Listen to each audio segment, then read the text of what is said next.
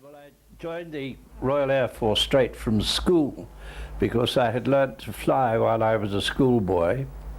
I financed that by shooting rabbits on my sister's farm. So I had my private pilot's license, as it's now called, and went straight into the Air Force in 1937. I was very disappointed to be posted to a bomber command squadron, which had Hinds, open cockpit, biplane, fixed undercarriage and big wooden propeller. It was the end of an era. And then my squadron was rearmed with Hamdens. And unfortunately, the senior pilots on the squadron became the pilots and the juniors became navigator bomber aimers because there was a terrible shortage of aircrew. Bomber Command hadn't trained navigators for that purpose. And we did a tiny bit of flying, we junior bog rats, as we were called.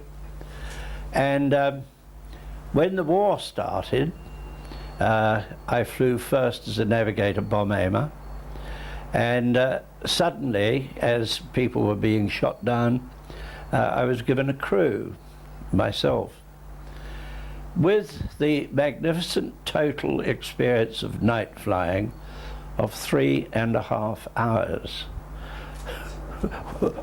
1 hour on a Hart, I think it's the flying training school, 1 hour on an Anson, and 1.5 hours on a Hamden.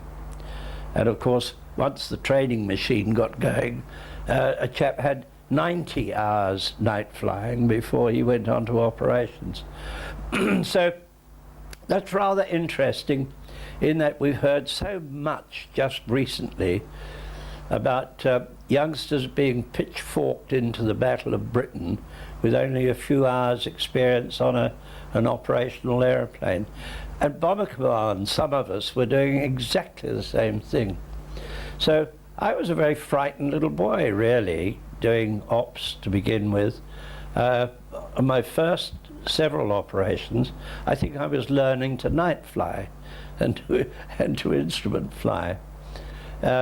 Anyway, I did a few, and ended up a prisoner of war, having forced landed on Vlieland. It's one of the Frisian Islands, at the end of August 1940. And the usual thing for user war, it's over, France and Germans. They were quite wrong, of course.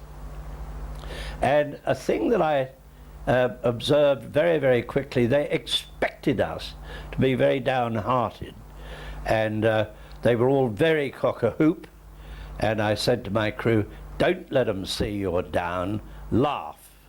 Which we did, and discovered that this was very good medicine for Germans for the rest of the war, as far as prisoners were concerned. Taken to Gulag Luft, the usual routine, approached by a very avuncular old gentleman who said he was from the Red Cross. He produced a form with the Red Cross on it, and said, if you will please tell me the following information, then we can inform your family that you are, yes, thank you very much. And he wanted to know my name, rank, number, squadron, where it was located. And I said, whoa, whoa, whoa, just a minute, mynheer. This is not information for the Red Cross. We argued for a moment. He became very angry and stormed out of the cell, saying that if I didn't want to help him, he would see to it my family was not informed. Well, of course, that was the first little ploy. I think a number of people met that one.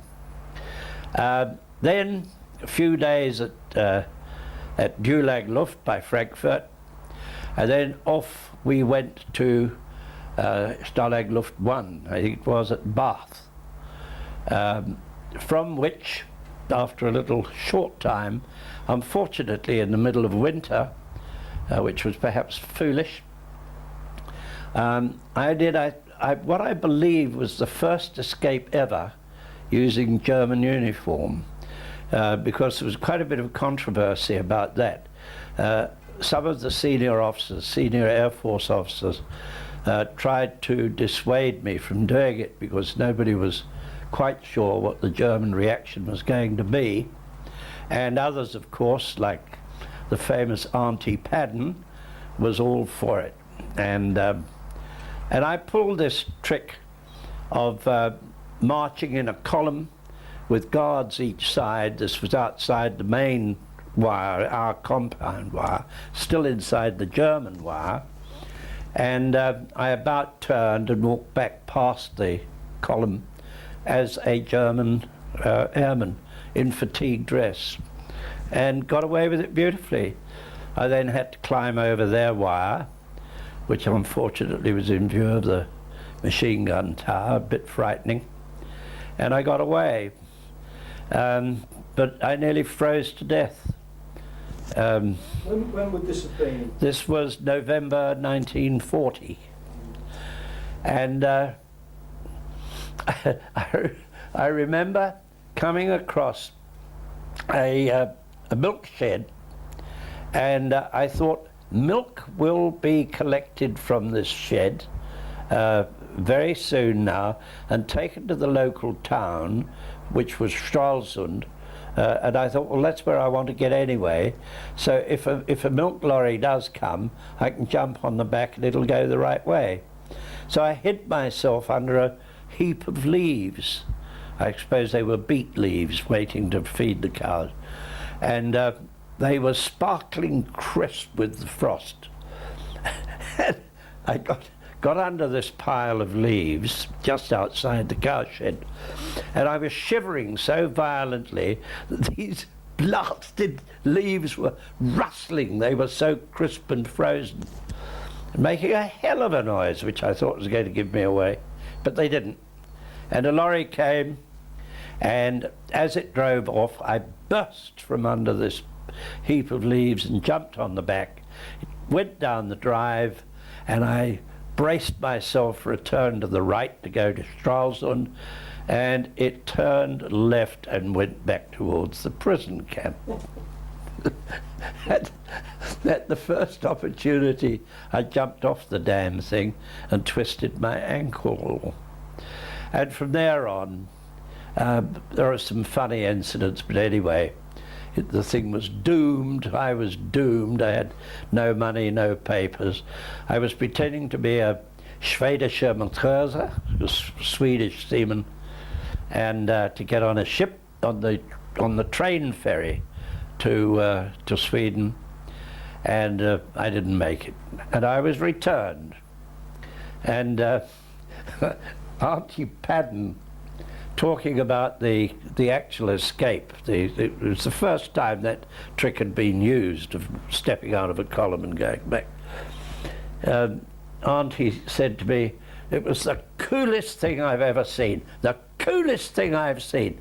I said, sir, you should have seen me underneath those frozen leaves. You would have seen something a bloody sight cooler. Anyway, the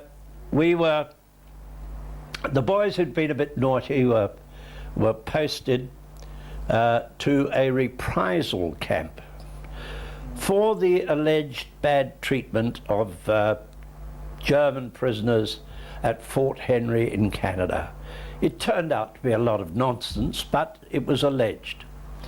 En route for this reprisal camp, we went to Spangenberg for a short time, and I did a quick reconnaissance of Spangenberg and saw a few possibilities for escaping, but we were moved off to Fort Henry at Thorn in Poland, underground fort, bloody awful conditions, and near that camp there was a Flugplatz, an airfield, and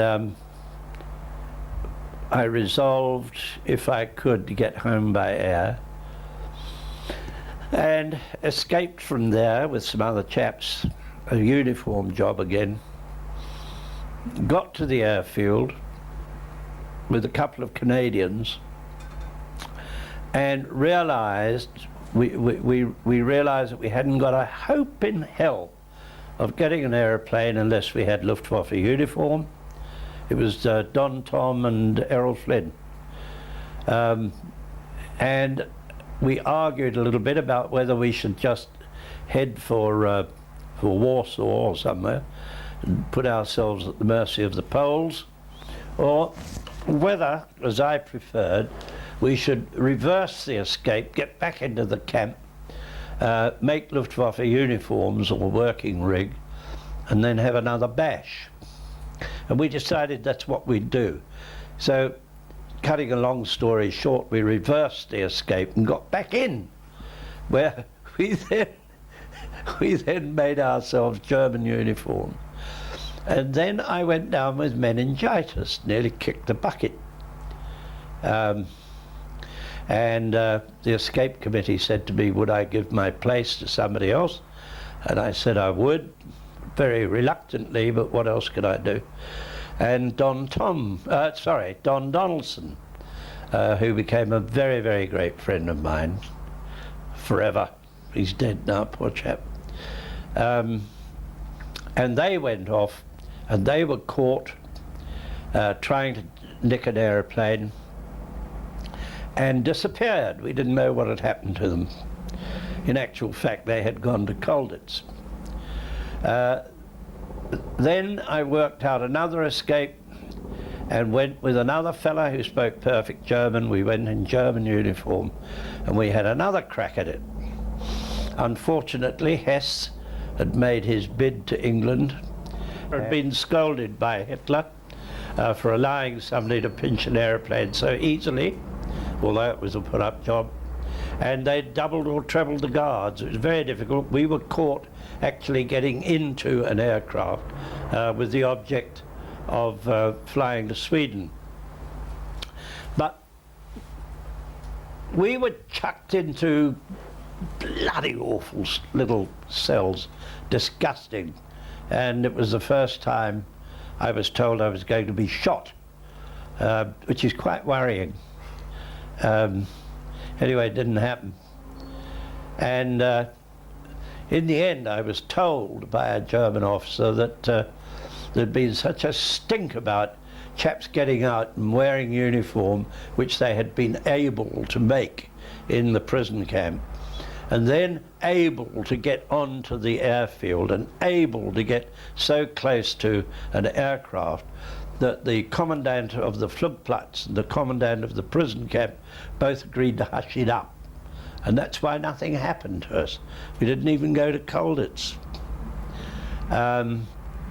We were then, the conditions were eased and we were allowed up from underground and to walk about on the top of this fort where we could oversee a railway. And we were amazed at what we saw.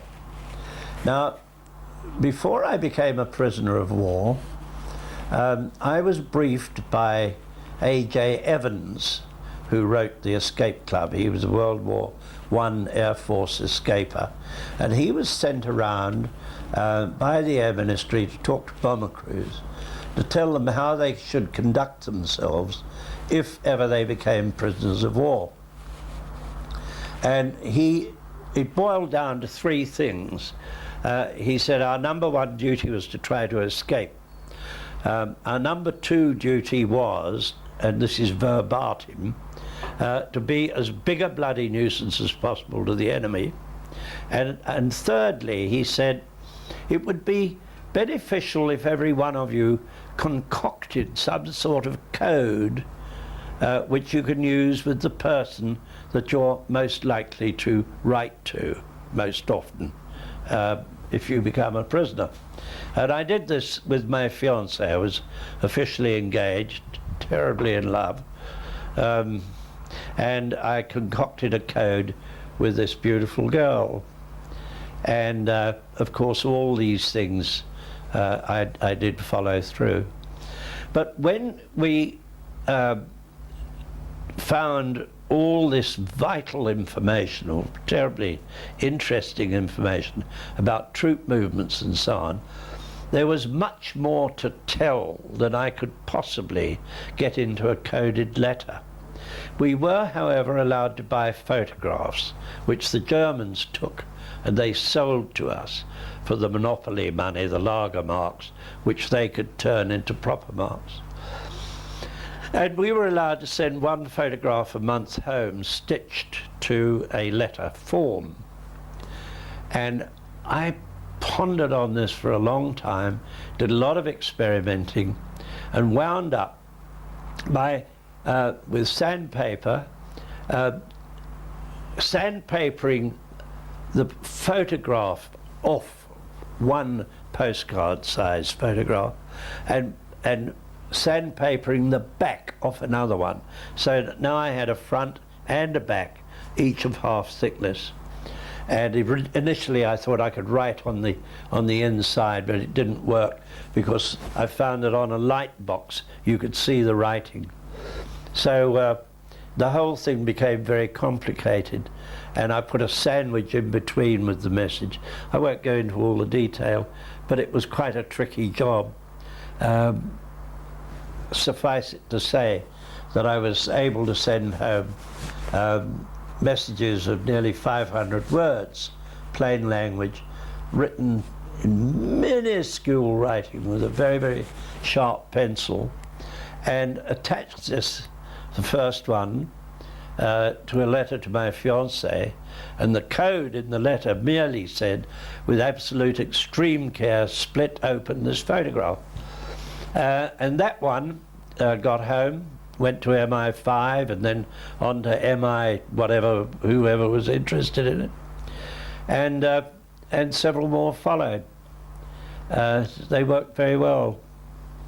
And then I was working on another escape plan from Thorn. That would have been number 3, and we were rounded up and marched off and returned to Spangenberg.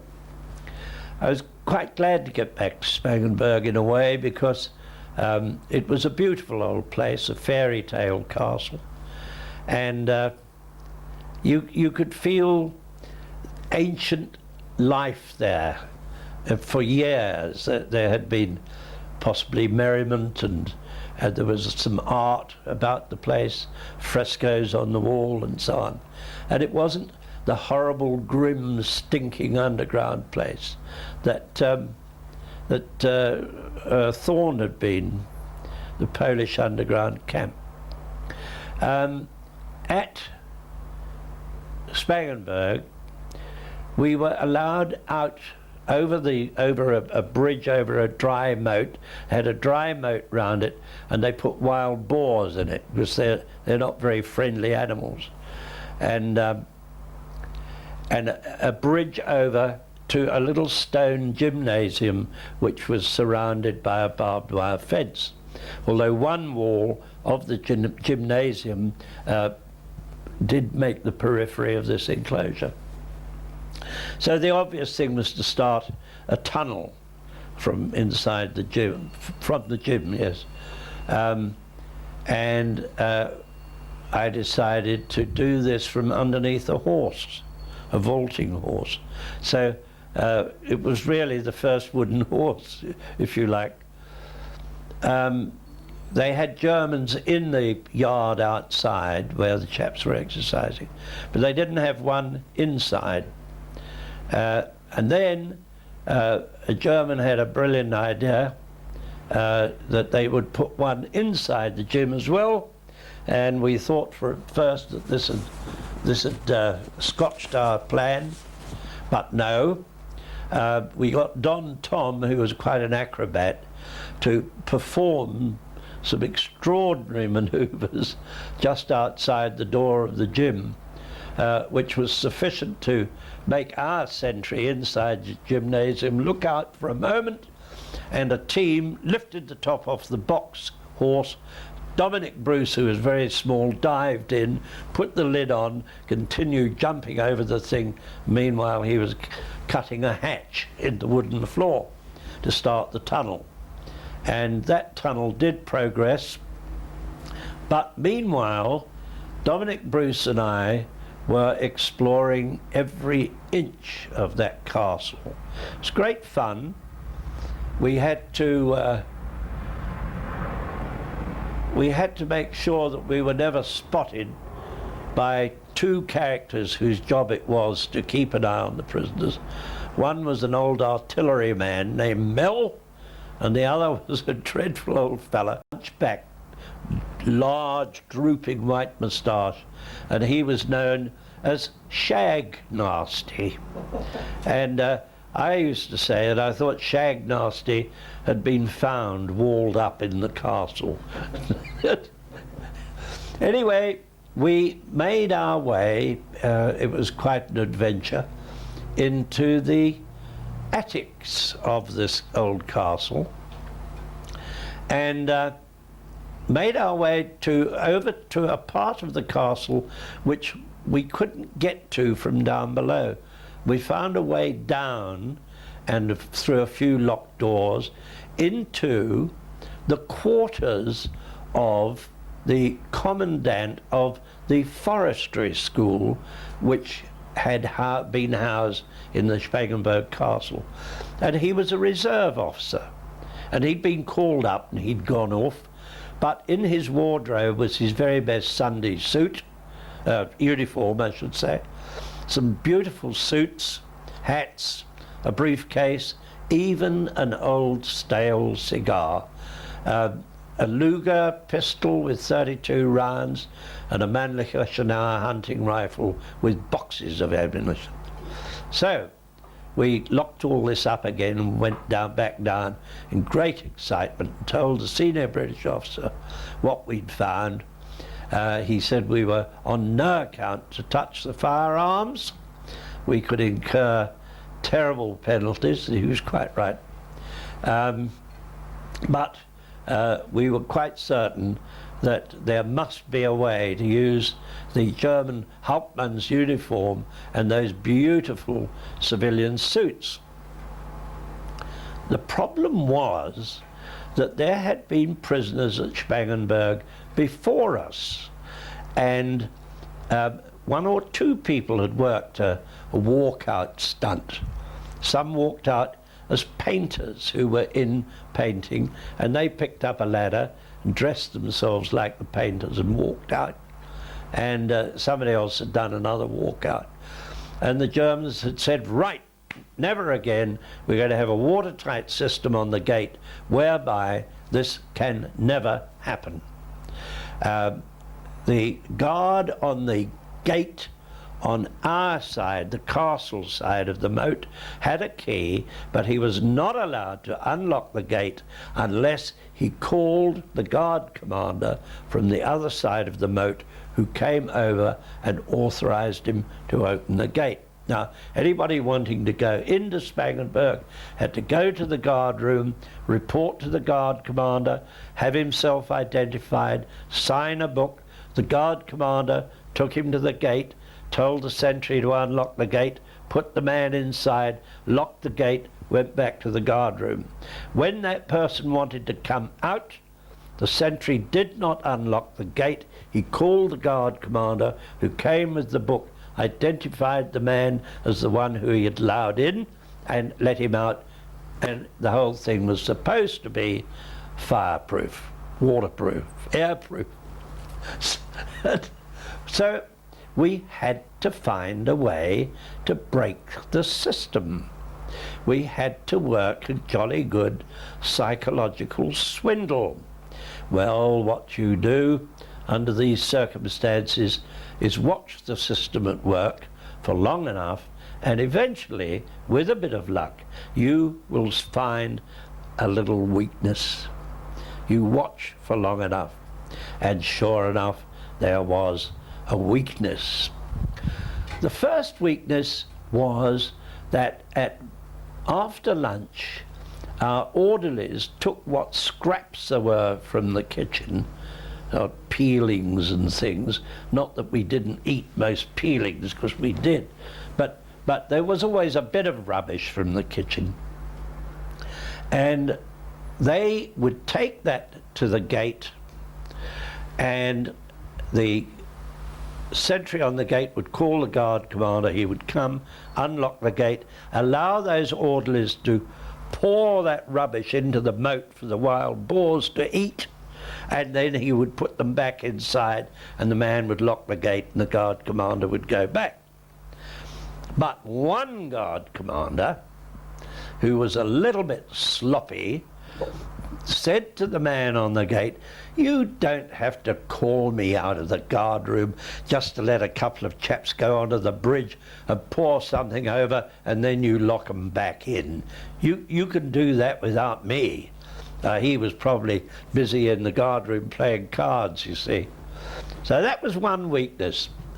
So we had to get that guard commander on duty and a sentry on the gate who we knew was a bit thick at the right time when the swill went out, and then we worked our plan.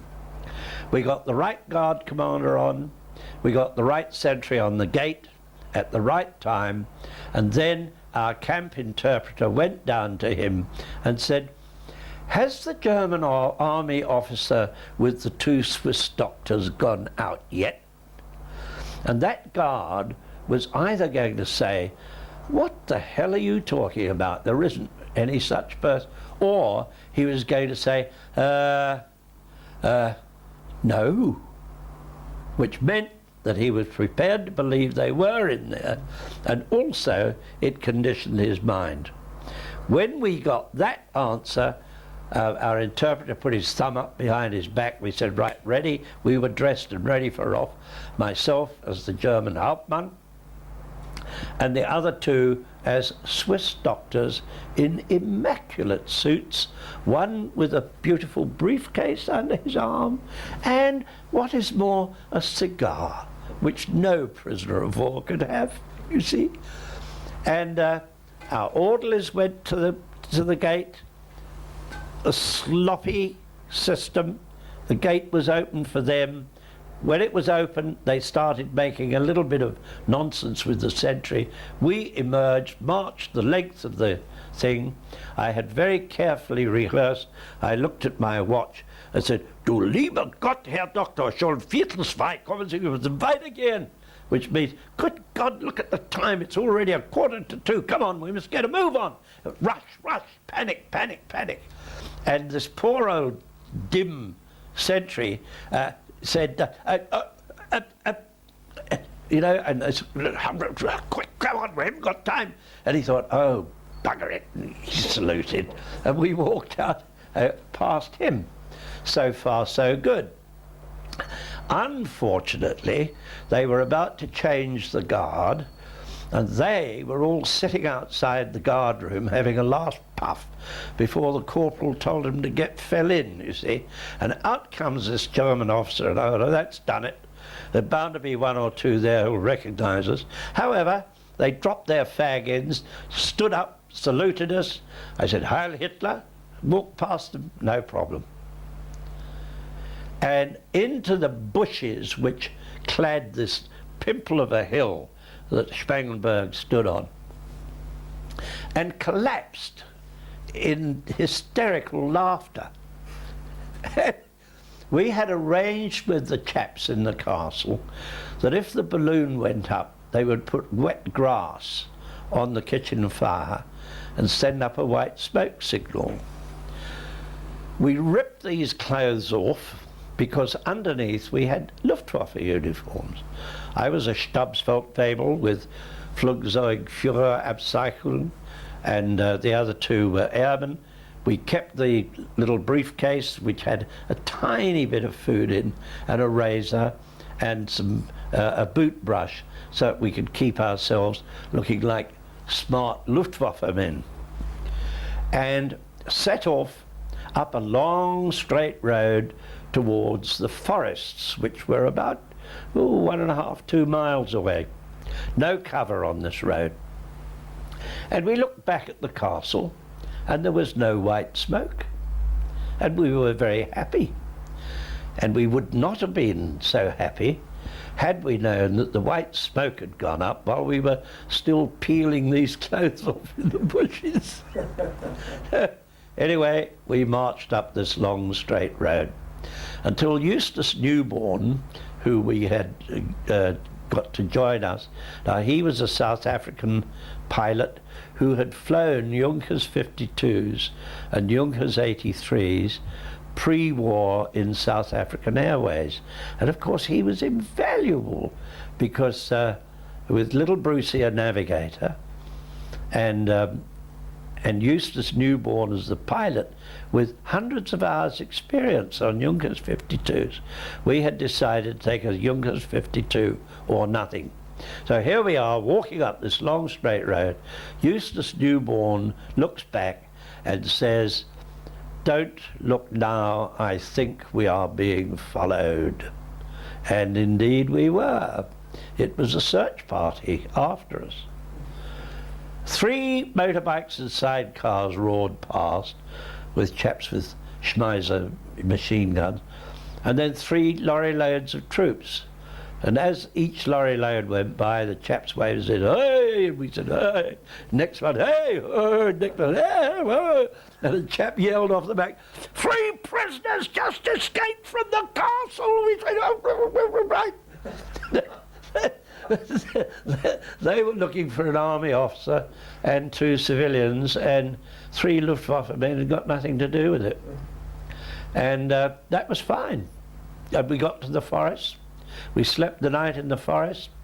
We could look down from a high hilltop. On the way, yes, we heard a tremendous noise of engines in the forest.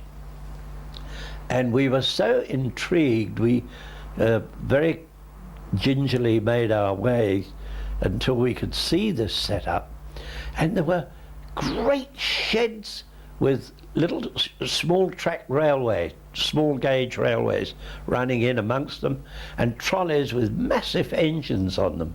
Whether they were submarine engines or tank engines, I don't think they were aero engines, I don't know, but these were obviously being manufactured somewhere close by, and they were being run in these sheds, and we pinpointed the exact position of those for future reference as a bombing target.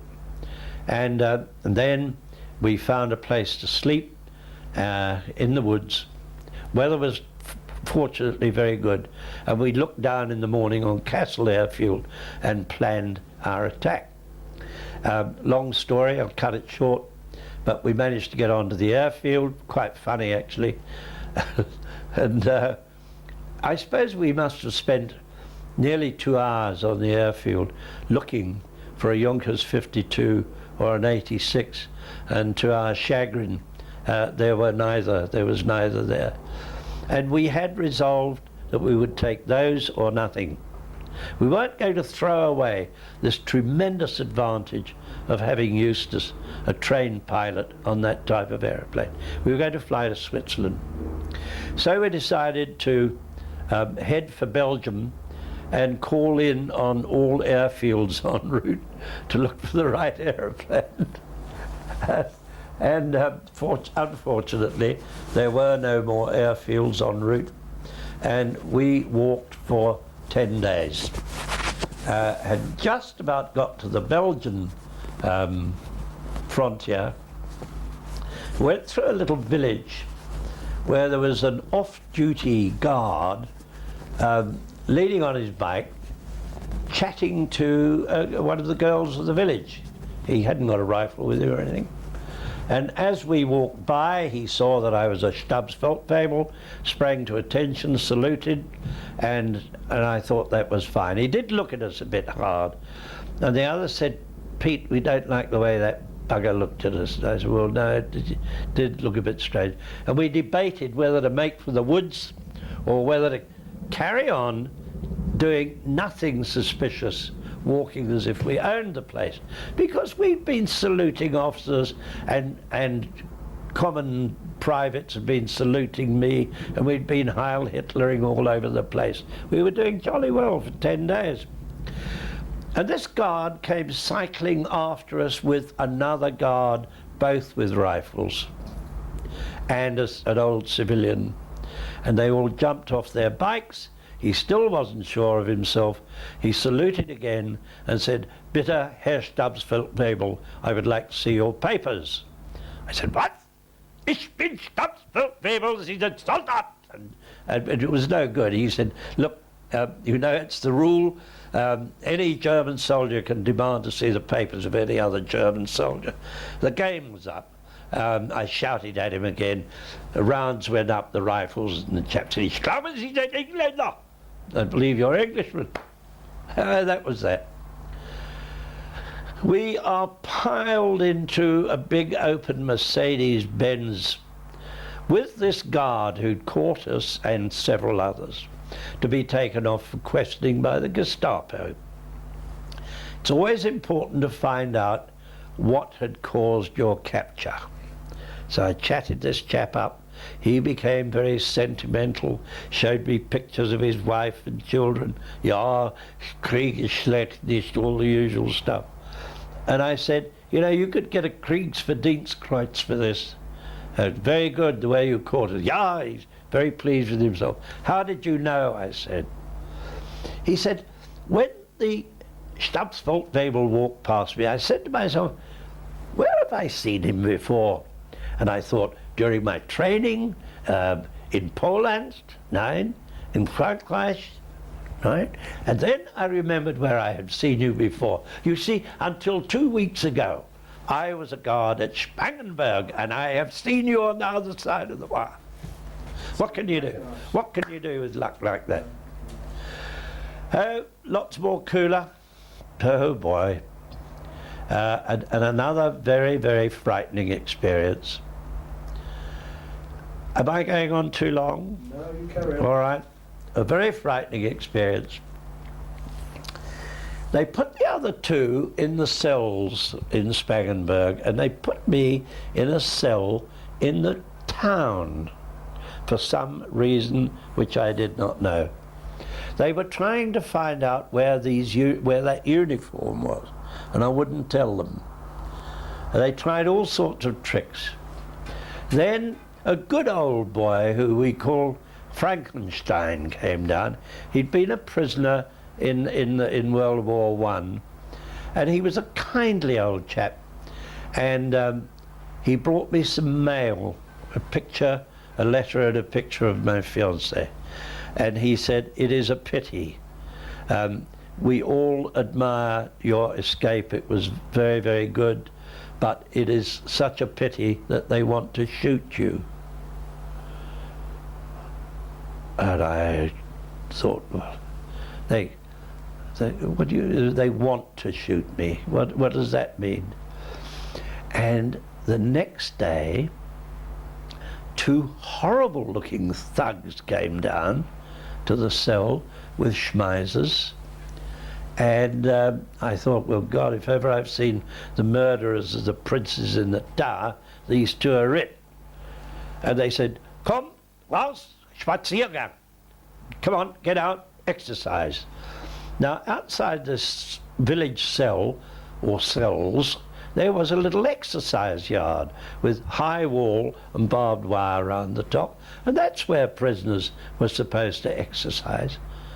And they said, "Nein, nein, komm." And they wanted to take me for a walk in the bloody countryside. I thought, oh, I don't like the look of this. Come, fight again, you know. And they prodded me off to go for a walk in the countryside, in the woods. I thought, oh, they're up to something here. Los, get on. And I wouldn't get on. I stayed right close to them. And in the end, I said to them in my best German I could, "Look, I know what you want to do. The senior British officer knows about it. If you shoot me close to, you're going to put powder burns on my body. I am not going to get more than 1 foot away from you, not more than 1 meter away from you. You're not going to be able to do this. I know what you want to do. You're not going to do it. And if you do it, you're going to hang after the war, because the senior British officer knows about it." And they cut this rubbish out, and they took me back. But I am absolutely certain that that was the game. And I think that that old boy had heard some talk and he wanted to warn me, but he daren't say too much. It was wonderful. You don't think it was just a bluff to get you to tell them where the uniform was? No, they weren't even asking me. No. You see, there were 3 guard companies. One guard company hated our guts because that was the guard company that had stood up and saluted us. And the pal of the chap who'd been on the gate hated our guts. And the guard commander. The rest of the chaps who hadn't been involved thought it was great, and they were taking the mickey out of the other fellas. They were having a wonderful time at their expense. So there was a bit of admiration from some of them, and absolute hatred from the others, you see. That's how it worked out. This was still at Spangenberg? Spangenberg. I had a bit more fun there, but I can't go on forever. From Spangenberg to Warburg. They never let us out of the cells from Spangenberg. Took us to Warburg, and there was a swine of a security officer there, a fellow called, come back to me in a minute. And he said, "You and Bruce won't escape from here. I'm going to keep you in the cells." And sure enough, one trumped up excuse after another. Little Dominic Bruce and I were in the cells. But we saw a chance of a scheme, and we started making uniforms for another walkout job from Warburg. And the escape committee took it over from us and said that when it was ready to go, they wouldn't let it go till we were out of the cells for a few days, and we would go on it. Well, this one we tried 3 times. I won't go into all the detail, but it nearly worked 3 times, and in the end it blew. Very funny stories surrounding that lot. So that was 3 more attempts. And then they shipped us off to Colditz. And by the time I got to Colditz, or when I got to Colditz, I found that my pet way of finding a way out of a prison, I couldn't any longer employ, because when I talked to the escape officer, he didn't want me to go poking around in all the forbidden corners of the castle, quite reasonably, because there were already so many schemes booked. Was this Pat Reed or was it Cam? That was Pat, to begin with. And he was absolutely right, of course, because just previously, several schemes had been blown by people doing unauthorized snooping around. You see, you could go and with both big feet and go and mess up somebody else's very carefully laid plans. So that was out. And that had always been my forte, was to get in quick in a new camp, or a camp that we'd just been posted to.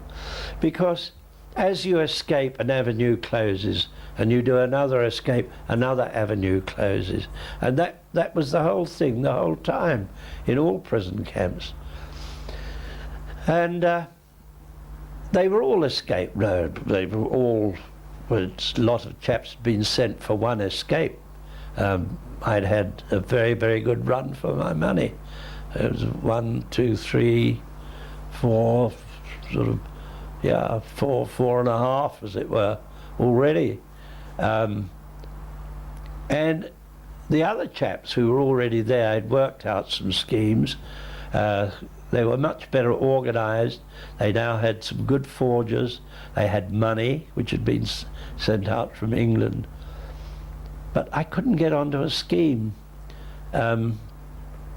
I dug in the odd hole and I was on a very hairy scheme with a Dutchman and Douglas Bader on one occasion, but really, and my photograph was up in the guard room as Deutschfeindlich, and I wasn't a very good prospect from the escape committee's point of view, and I felt despondent and very much more despondent when I got a Dear John letter from my fiancée, because I'll tell you that every morning when you wake up, the first thing that happens in a prison camp is your spirits just take a nosedive. You realize, oh God, it's true, I'm here. And then if you've got something to live for, as I thought I had, I thought, well, she's waiting. She said she would. And I looked forward to that. And I lifted my spirits up again. And then after that, every time I woke up, I took one plunge and then another plunge. And I was very despondent. And I decided to go for duty number 2, which was to be as big a bloody nuisance as possible to the enemy. Because it pleased me. I'm a naughty sort of bloke anyway, and I thoroughly enjoyed it. And everybody else laughed like hell. Douglas Bader came along, and he was similarly inclined, and he encouraged me, and we often worked together. And it was all uplift, if you like. And then the escape officer, I, having caused so much trouble, was now beginning to build up my eventual record, I think, for all British prisoners of war, 415 days solitary, 5 courts-martial. But that's how it all started. And Dick Howe appointed me the official leader of the disruptors and goon baiters. He appeared on British television on a news program after one of our reunions, and he spoke about this, and he said that he'd made Pete the sort of chief stirrer-upper. And a thing that a lot of people don't understand, you get many people now who are critical of our goon baiting, and of me in particular. I don't mind. But you always get chaps wise after the event, and they get older and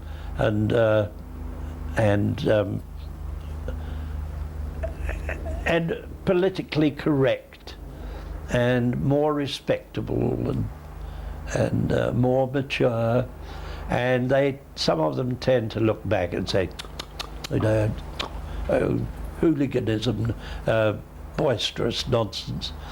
But it wasn't. It had a purpose.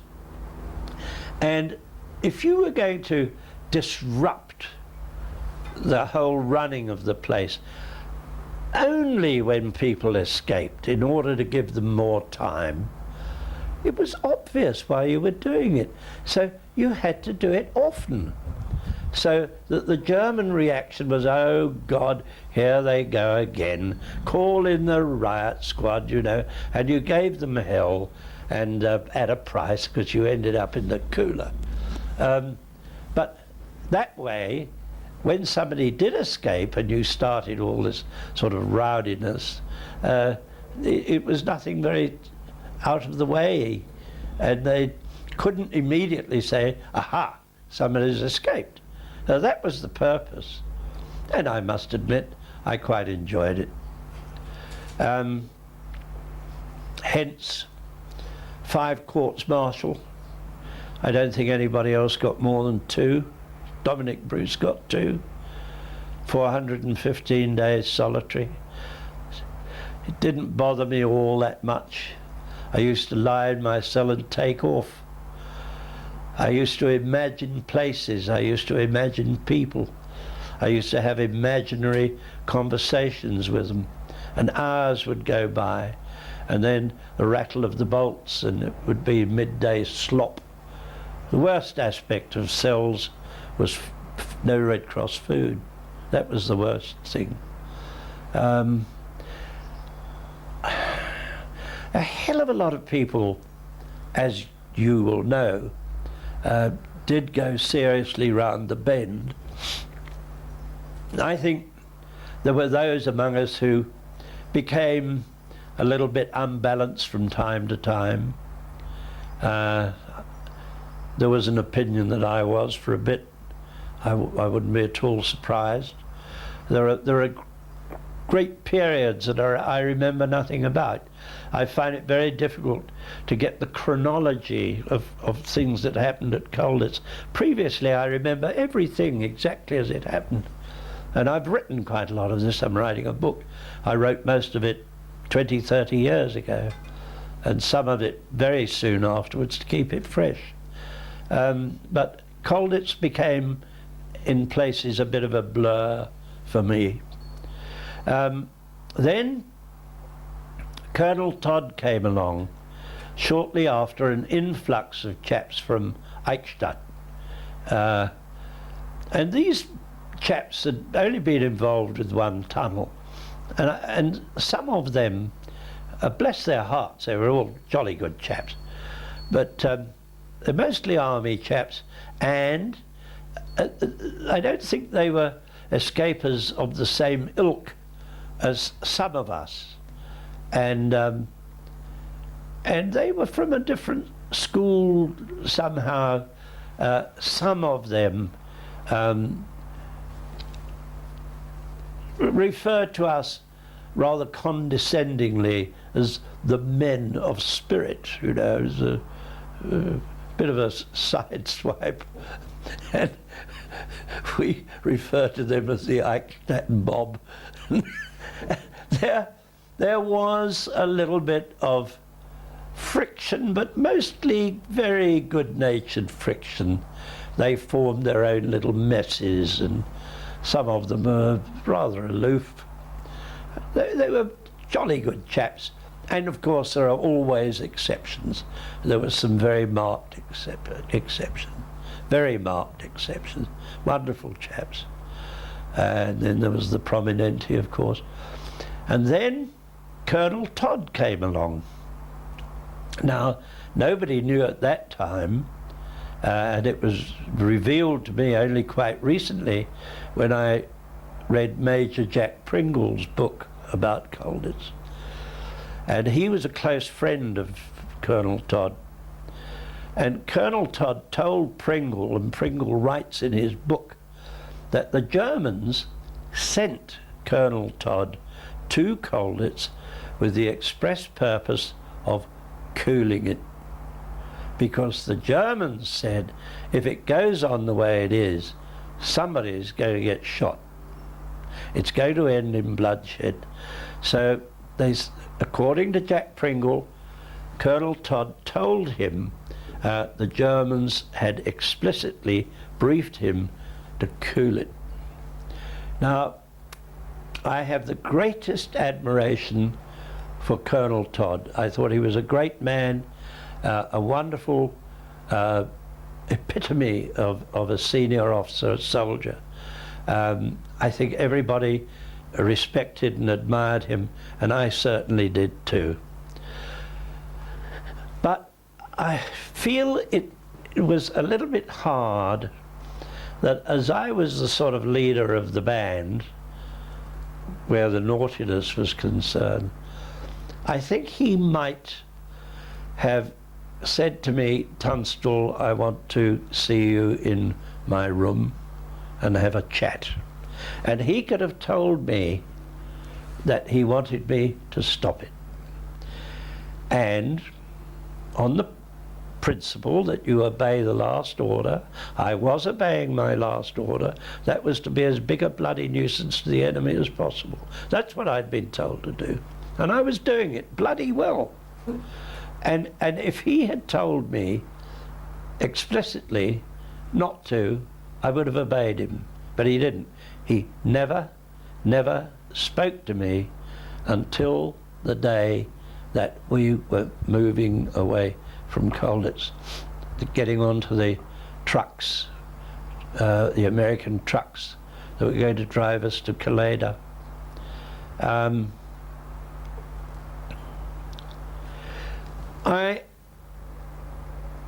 I had a jolly good old bash at them. Poor old Pupka caught it on this occasion.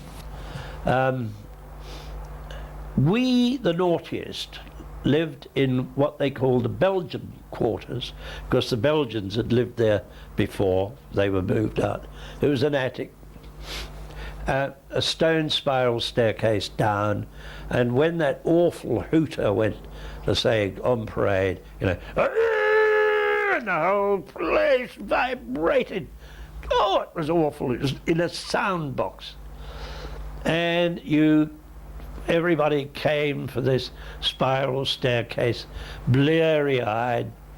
And of course the Belgians were the last ones on and the last ones out of the bottom. And the German officer came in to do the count, the appel, and we were all lined up. And when he came in, he raised his hand, and a guard at the bottom of each spiral staircase put his rifle across it, and it meant anybody that hadn't got out was late for parade. So you'd always catch some Belgians if you wanted to. And it was the morning after the news. You know, we were getting this secret news over our secret radio, and we'd got the news that the invasion had started, and we were so fired up because these were our liberators coming. Didn't know how long they were going to take to get to us, but that's who they were. And we'd saved up quite a bit of hooch, and we had one hell of a party.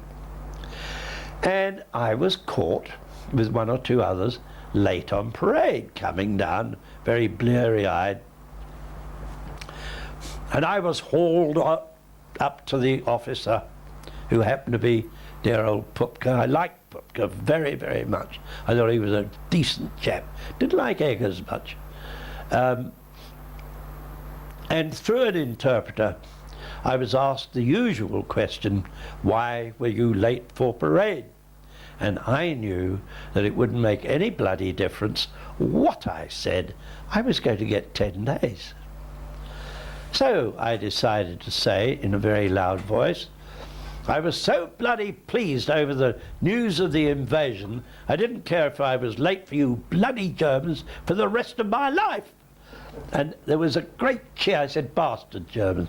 And there was a great cheer went up from the blokes.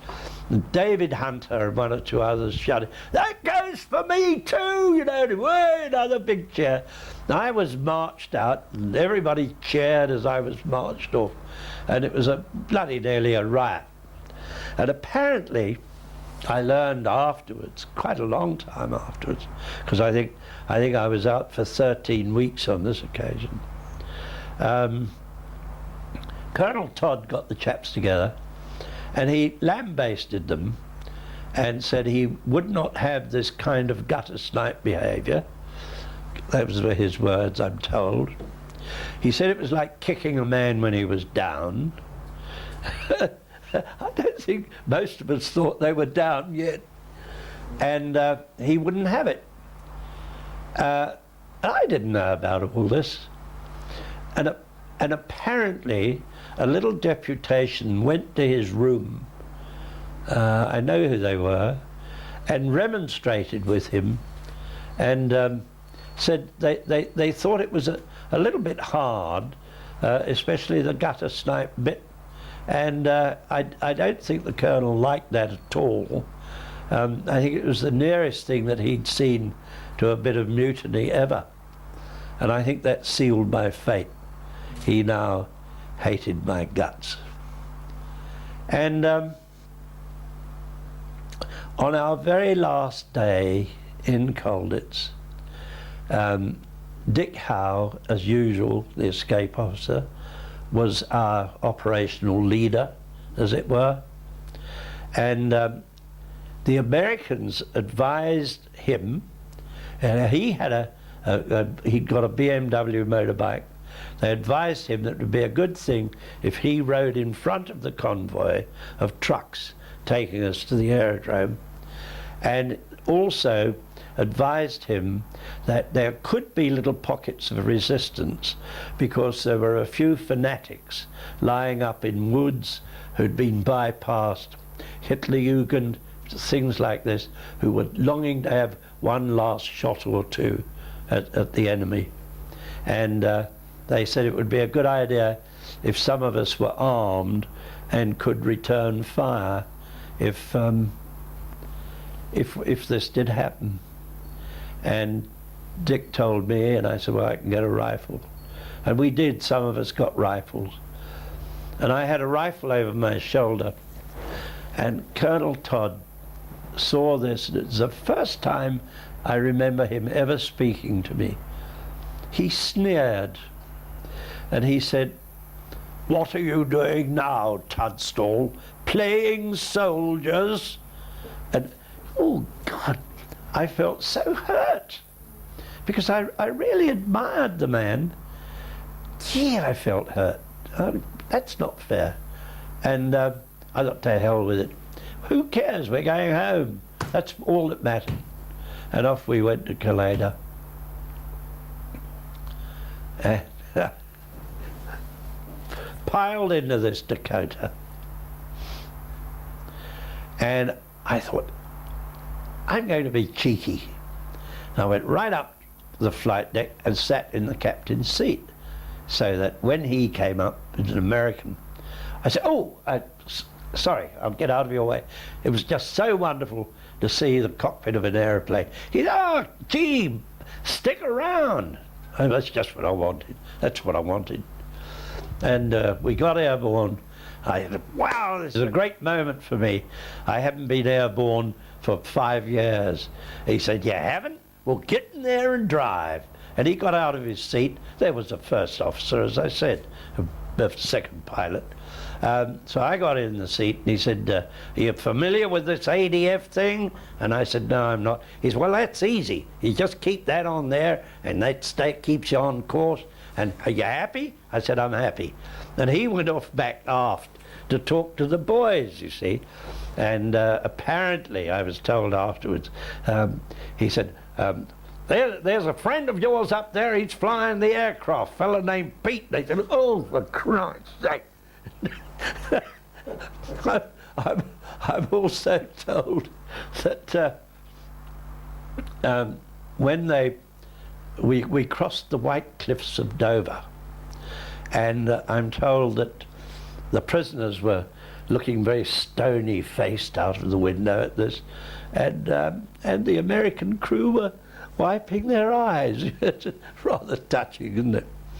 And we landed at Westcott, and we were herded into a hangar, and the first thing that happened was that somebody pulled our trousers open in the front and squirted DDT powder down.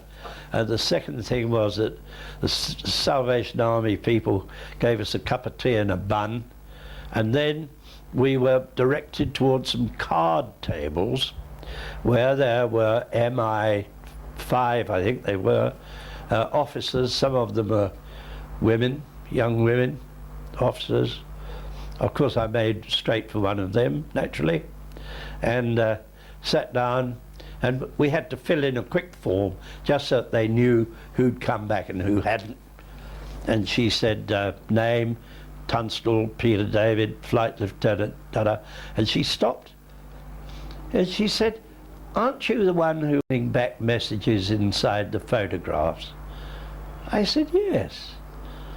She said, "Oh, we were so excited with those." I said, "Well, that's good. I'm glad about that." Now, I haven't talked about this much, but now my life is nearing its end. I might as well tell it. And she said, "MI5 is putting you up for a decoration for this." I said, "Oh, that's nice, good, super." But it wasn't the important thing at that time. The important thing was freedom. sit in an armchair again, not on a wooden stool with no back to it, sleep in a comfortable bed, have as much to eat as you wanted, and a jug of beer and some frippet, you know, that's what mattered. And I didn't give a damn about it. At the next Colditz reunion, Rupert Barry was there. By that time he was Sir Rupert Barry. He was Todd's adjutant in Colditz, and he was present, he told me, at a meeting at the War Office, I suppose, where it was being discussed which prisoners of war should be recognised in any way for anything at all. Various names came up, and MI5 put my name up, and Rupert Barry said, Todd got very flustered and said, "Over my dead body." That was it. Yeah. I haven't talked about that much because you're supposed not to mind whether you were decorated or not, and I suppose it doesn't really matter.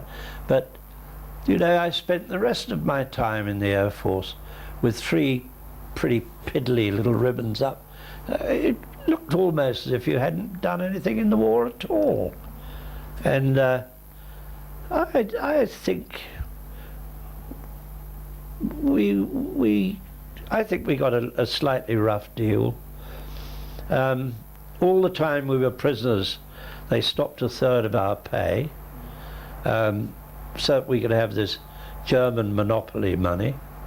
I understand that the Canadians, the South Africans, and the Australians all had it refunded, not the Brits. You know. However, I stayed on in the Air Force.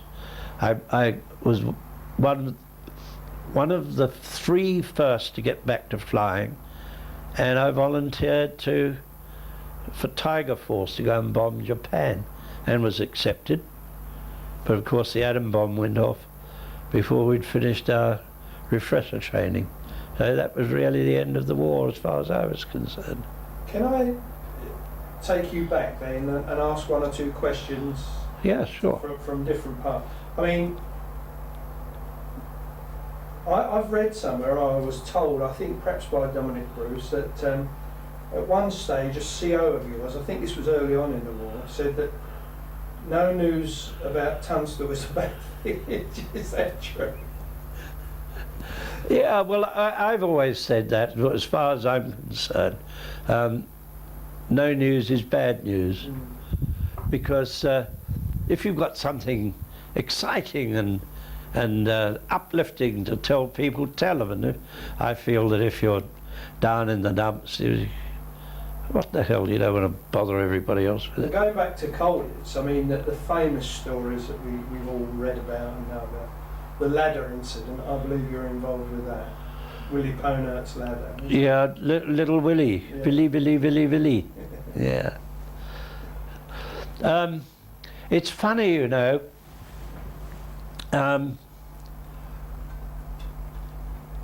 Often in my Air Force career and early days, people say, you get together and you're talking about old times, and people say, do you remember that time we did this? And you think, you say, no, I don't. You don't remember that one? What? The ladder? Well, yes. Somebody asked me the other day, what did you do with the end of the ladder? And I'm blown if I can remember. It was old Bag Dickinson. You know, we used to call people who were close friends Mr. and Mrs.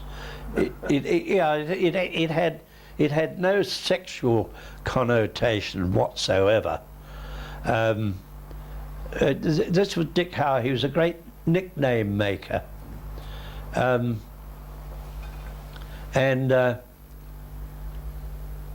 Bag Dickinson and the little conjurer chap, the Australian, Bush Parker. These two were very thick, and they were terrible cadgers. Nobody minded, of course, but they'd all be sloping around, and old Bag would say, "Hey, Pete, give me a cigarette." Oh, got a spare bit of bread, give me this or that. And Dick Howe called them Mr. and Mrs. Gimme. But they were two great characters. And a very particular friend of mine too was Don Donaldson. Got a good story about Don. We were up in our Belgian quarters, and an interpreter came up there, and he was a pompous little man with thick glasses.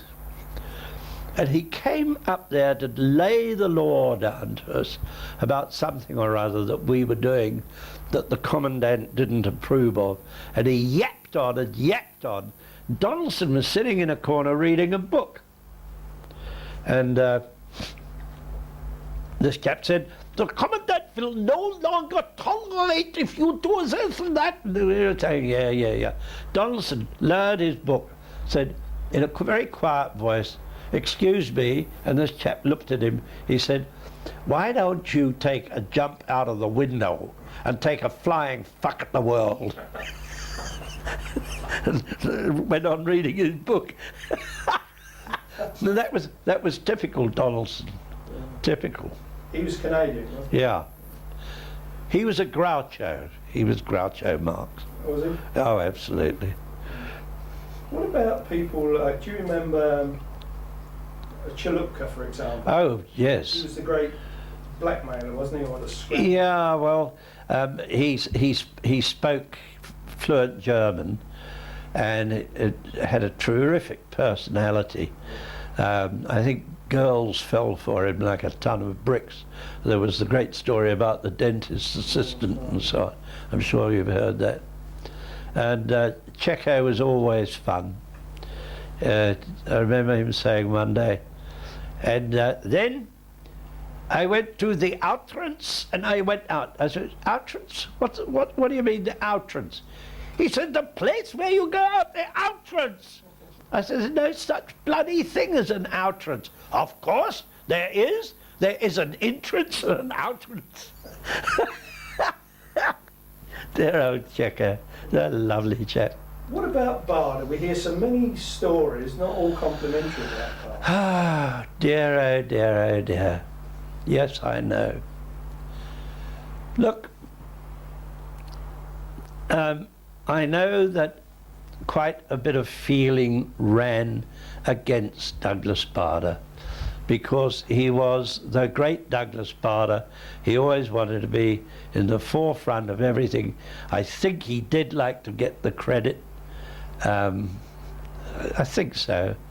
And a lot of chaps were unkindly critical, and I used to say, do you expect a chap who has a flying accident in which he loses both his legs, who talks his way back into the cockpit of a fighter, becomes a fighter ace and an extraordinary leader of men, do you expect such a man to be normal, a normal personality? And I thought, for a chap to have achieved all that, you had to give him some way. I thought it was unreasonable to expect him to be just like anybody else. He wasn't. He was that kind of super ebullient personality. I mean, we're all different. Yeah, he could be a bit selfish. I learned I learned to my own hurt a little bit on occasions, and of course some people said that he was irresponsible, that he used to urge me on and lead me on in doing the rather crazy things that I did. But I didn't need a lot of urging. And of course, one very funny thing, I was court-martialed once for assaulting a senior officer in the field. That's when I chucked a bucket of water out of a high window and it hit Eggers, or splashed him. Don't think it hit him square. But there had been an escape, and Dick Howe had asked me to get one or two volunteers not to come on parade for the count, but to hide ourselves in the British quarters. Hide ourselves in cupboards, under beds, anything. And when they had counted and found that there were a whole lot of chaps short, to start finding us, so that they would say, oh, here they go again, and would think that they were going to find all of them. And it was anything to slow down the time when the Germans would say, we are too short, put out the alarm, tell the railway stations, alert the police, alert everybody. We had to delay that as long as possible. So that's what this was for. And they started to find us up on our top story in the British quarters. It was before some of us were in the Belgian quarters. And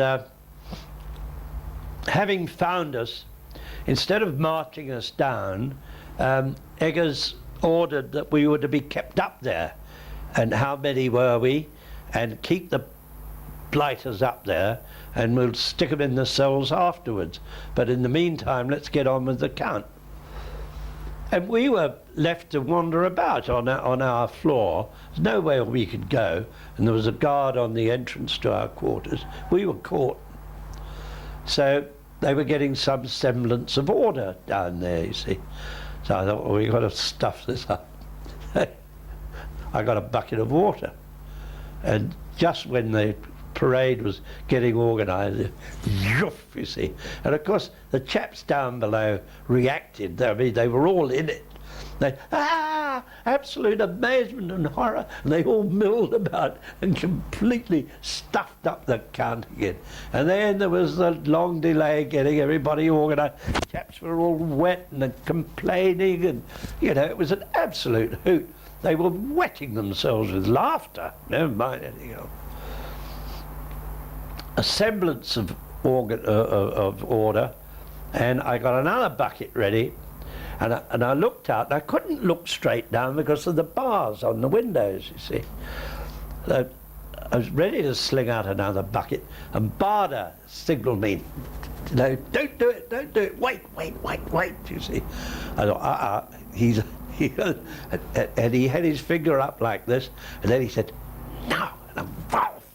What I didn't know was that Eggers had come out of a door and was walking along. And Barder timed it that it would hit Eggers. Well, it didn't quite, but it was very close, and he got spattered. And Preem was in a window on the other side of the courtyard, looking out of a window, and he saw who threw it. So that was a court-martial. Assaulting a senior officer on active service, maximum penalty, death. Old Black Campbell, now Lord Campbell of, what is it? The lawyer. It just escapes me for a second. Black Campbell was wonderful. He helped to prepare my defences for courts-martial. He was never allowed to appear for me. Had to have a German Rechtsanwalt. And we played heavily on the fact that I could not possibly see who was underneath because of the iron bars on the windows, which are contrary to the Geneva Convention, to have iron bars on a prisoner of war's windows. Right. Yes, apparently. And the Germans were very conscious of this. So it was a very good ploy.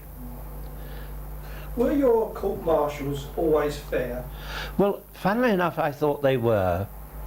In fact, I thought they were very much more fair than the sort of justice that was dished out by the commandant of the camp, who had a maximum of 28 days that he could give you.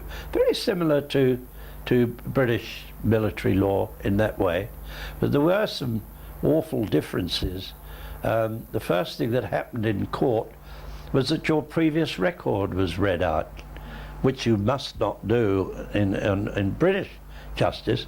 You read that out when it comes to sentencing, but not before you've found a verdict of guilty. But here, before they even reached a verdict, they read out all the horror story, and you were just about convicted before it started. But I must tell you about my last one. It's rather interesting. It was for insulting the German nation, all 83 million in one go. That's when I said I didn't care if I was late for you bastard Germans for the rest of my life. And I was in the cells for 13 weeks or something, waiting trial. Todd wrote that he thought I was round the bend, since my fiancée had written. Oh, it might have been a bit, I don't know. But it made me angry, and I did write back a note to him saying I won't have this. I won't use that as part of my defence. To hell with it. I may have been a bit terse. That might not have helped in our relationship. Yeah, I think I did get a bit... I was overcome at one stage in the cells with most terrible remorse about the whole war. I had admired Germans before the war, and I used to feel terribly sorry sometimes for the poor old guards, the older men, standing there, and their homes were being bombed to bits. They were worried about their families. They were sick of it. And I remember at one stage in the cells becoming completely overcome by the horror and beastliness of war. You know, I even felt, well, it's ridiculous, but I thought if only we could all burst out, put up a big cross in front of us and say, this is wrong, everybody join us. Germans, throw down your arm. Go march through the lines, say, everybody join in, to hell with this, it's crazy. It wasn't a serious idea, of course. I mean, you've just been wiped out by some SS troops. But I was overpowered at one stage with a feeling of the ghastly tragedy of war. Anyway, that's a digression. I was telling you about this court-martial. So this was number 5. This was number 4. Oh, 4. I had insulted the German nation, and they only gave me the 13 weeks. I tied the interpreters up in knots in the court. I would rather enjoy a bit of courtroom dueling. Had fun with it. And I got away with the amount of time that I'd served in preventive arrest, and was back in Colditz, and instructions came that somebody was not satisfied with the sentence and I was to be retried. So marched off to Colditz, to Leipzig again for another trial. Of course, it was always a good value because you demanded witnesses and everybody had a chance to make a break from the station. You know, it was jolly good to get out of Colditz for any reason. It was always fun. And you think of the trouble it used to cause them. A hell of a business, court-martial. And the train and the travelling. How many guards would go with you? Well, I always had 2. personally. But if there were witnesses, there were a hell of a lot more. And dogs and schmeisers. Anyway, good value. We all enjoyed it. Anyway, I had this retrial, and the president of the court was an Oberst, full colonel, and he was sitting up there, and there was a door for them out into a corridor. And I was sitting in here, the body of the court, with a door out into the same corridor. And when they'd heard the case, they went off to deliberate about the sentence. They went out of their door, up the corridor to some room, and I was taken out of this door with my two guards, the schmeisers. Standing in the passage, the door opened up the passage. It was the Oberst. He came out, came down to these two German soldiers, said, "Wegtreten, stand aside." "Jawohl, Herr Oberst." They stood off, and he looked up and down the corridor, and then he led towards me and he said, "I have been told to give you 3 years. When I don't give you 3 years, I'm in trouble with the Germans. When I do give you 3 years, I'm in trouble with the British." Because it was near the end. He said, "I'm going to give you 9 months, is that all right?" I said, "That's okay, Colonel." He said, "Right," he bung it off, called the guards back. Back gave me 9 months. I knew that now the Russians were coming so fast one way, the Allies were coming so fast the other way, they hadn't got any prisons left. They were all jam-packed solid. So you never did your 9 months? I still owe them 9 months.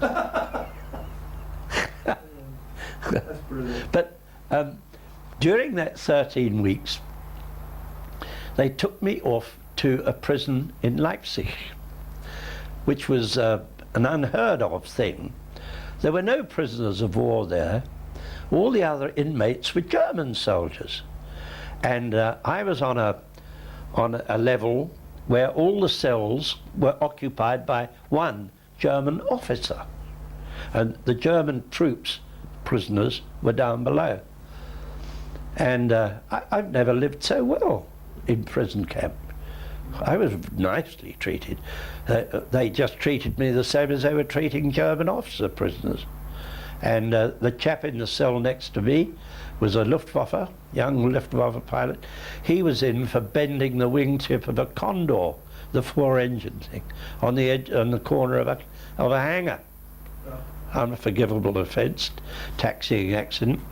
And when the sirens went for an air raid, they marched all the troops down into the cellars, into the air raid cellars. But the officers, their cells were opened and they were allowed to go down at their own discretion. So we all went to windows, crowded round windows, watching the air raid, and it was a good one. And it shoo, blum, wham, bang, shudder, shudder. And every time there was some great big bangs, the Germans would say, "Ah, flak!" And I would say, "Nein, bomben!" And there was absolutely no ill feeling, and I felt that we were at a football match. I was the only supporter of one side, and they were all on the other side. This was right at the end of the war. Extraordinary. Very close to the end of the war, yeah. Pretty more or less got to the end, I think, Peter. There's so many stories you could tell. I think we're going to have to wait for your book. Endless. I've told you practically the whole book. Well,